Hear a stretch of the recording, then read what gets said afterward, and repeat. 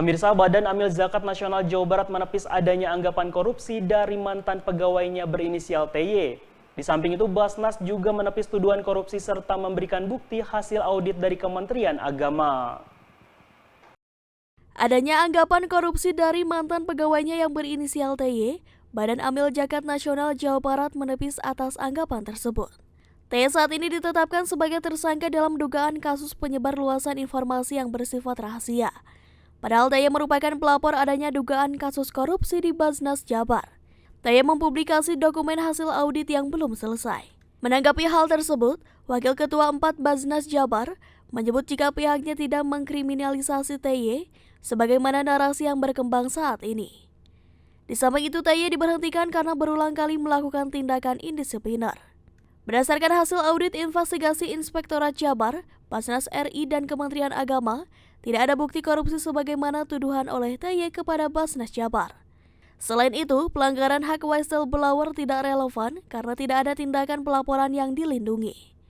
Sementara itu, pemberhentian TY pun sesuai dengan prosedur yang telah ada di putusan Mahkamah Agung yang menguatkan putusan PHI Bandung pada Februari 2024. Ya, jadi semua tuduhan yang beredar tentang korupsi di Basnas Jabar itu sama sekali tidak benar, ya, dan itu berdasarkan hasil audit Inspektorat Pemerintah Provinsi Jawa Barat yang sengaja melakukan audit investigatif karena laporan dari saudara TY itu.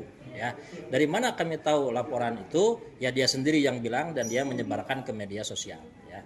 Perlu kami sampaikan bahwa yang menjadi laporan kami adalah bukan tentang dia menduga korupsi kami, bukan, tapi adalah illegal akses dan juga manipulasi data. Dia mengakses secara ilegal data yang termasuk informasi yang dikecualikan sesuai Undang-Undang Keterbukaan Informasi Publik, dan yang kedua dia mengemas itu ya dengan asumsi dan opini, bahkan menutupi sebagiannya dan dia sebarkan ke LSM dan organisasi-organisasi yang lainnya. Ya, bukti-buktinya sudah saya sampaikan ke kepolisian, makanya kepolisian cukup pede menjadikannya tersangka.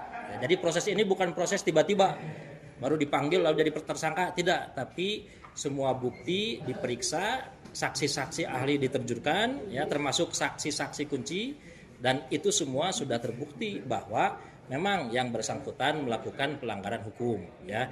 Tapi nanti vonisnya mah di pengadilan, apakah dia bersalah atau tidak kan tetap di pengadilan, begitu. Basnas Jabar pun menghargai sepenuhnya proses hukum yang kini tengah berjalan serta menyarankan agar yang bersangkutan menempuh proses pra-peradilan.